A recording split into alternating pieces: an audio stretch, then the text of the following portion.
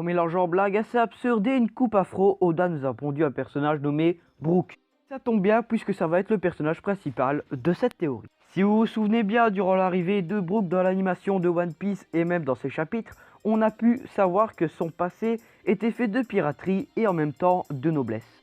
Quand je parle de noblesse, je parle bien évidemment de son rôle de gardien dans la famille royale de North Blue.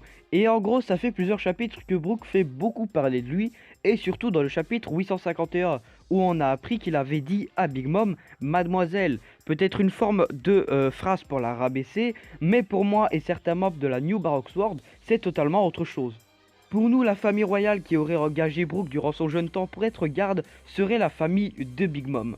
À ce moment-là, évidemment, Big Mom serait toujours une enfant et donc serait vraiment jeune. Mais comme on sait que Brook a plus ou moins 90 ans, vous allez me dire comment ça se fait que Big Mom paraît quand même assez jeune.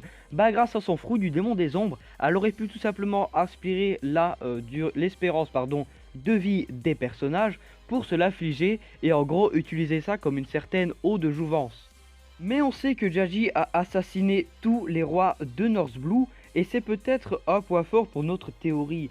Si vous vous souvenez bien, durant l'arc de Zou, quand Capone BG dit à Sanji que sa famille, donc les Vinsmoke, l'attendent pour le mariage, Brook en aurait des sueurs froides dans le dos. Peut-être la cause d'un souvenir d'affrontement entre la famille de nobles et ses gardes contre les Germa Double Six. Après avoir subi leur défaite écrasante, je pense que Big Mom se serait fait la malle et serait devenu pirate par après, et Brook aussi se serait échappé et aurait rencontré les Rumberbar pirates. Entre le temps que Big Mom se fasse un nom dans la piraterie et que Brook lui arrive à retrouver la boune, je pense que Jaji aurait réussi à remettre la main sur les pirates du Rumberbar, donc principalement sur Brook, et ce serait lui qui les aurait empoisonnés. Et après des années de recherche du côté de Brook pour retrouver son corps, certains souvenirs de sa jeunesse lui auraient échappé de la mémoire, donc pourquoi pas la réelle identité de Jaji.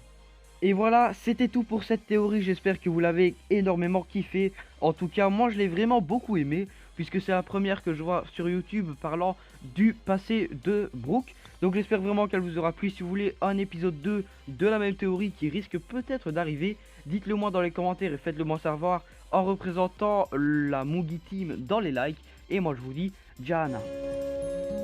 猫まむしの旦那に会いに行こう猫まむしの旦那に